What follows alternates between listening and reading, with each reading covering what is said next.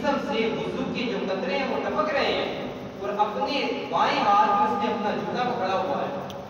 وہ آیا بارگاہ رسالت پاک صلی اللہ علیہ وآلہ وسلم میں تھوڑی دیر بیٹھا اور چلا گیا.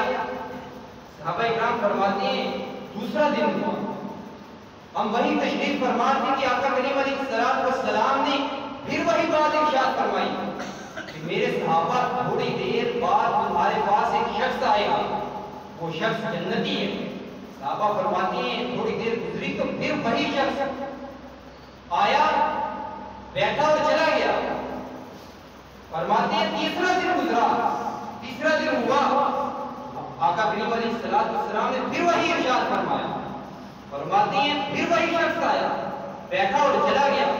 حضرت سیدنا عبداللہ بن عمر بن عاص رضی اللہ تعالیٰ عنہ فرماتے ہیں کہ میں جو ہے یہ جاننے کے لیے اس شخص کے پیچھے چلا گیا کہ اس کا وہ کون سا ایسا عمل ہے کہ اس عمل کی وجہ سے اللہ رب العزت کی بارگاہ میں اس سے یہ مقام ملا ہے کہ آقا کریم علیہ السلام نے 3 مرتبہ اسے جنت کی بشارت کی. حضرت سیدنا عبداللہ بن عمر فرماتے ہیں میں اس کے پیچھے پیچھے چلا گیا. جب میں اس کے گھر پہنچا تو میں نے اس سے کہا کہ اے اللہ کے بندے میں تیرے ساتھ کچھ وقت گزارنا چاہتا ہوں, انکار مت کرنا. انہوں نے کہا ٹھیک ہے کوئی بات نہیں, تم نے وقت گزارنا ہے گزارو. حضرت سیدنا عبداللہ بن عمر فرماتے ہیں کہ میں 3 راتیں ان کے ساتھ رہا یہ دیکھنے کے لیے کہ کون سا ایسا عمل ہے جو وہ کرتا ہے جس کی وجہ سے اسے جنت کی بشارت ملی. حضرت سیدنا عبداللہ بن عمر فرماتے ہیں 3 راتیں میں اس کے ساتھ رہا.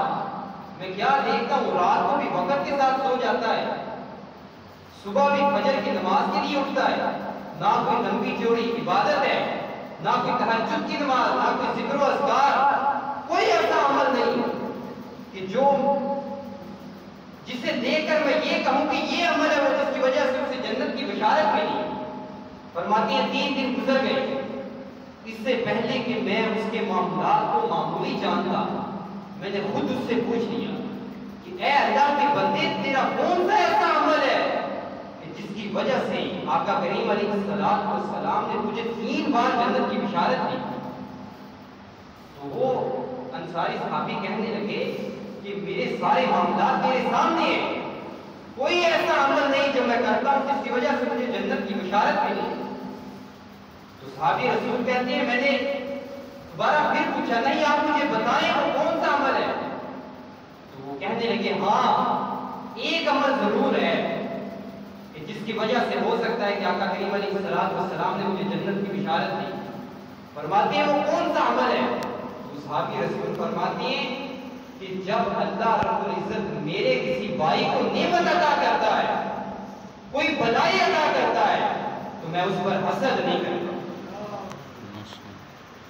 یہ وہ نیکی ہے, یہ وہ میرا عمل ہے کہ جس کی وجہ سے اللہ رب العزت نے مجھے یہ مقام عطا فرمایا ہے کہ اللہ کے رسول صلی اللہ علیہ وآلہ وسلم نے مجھے 3 بار جنت کی بشارت عطا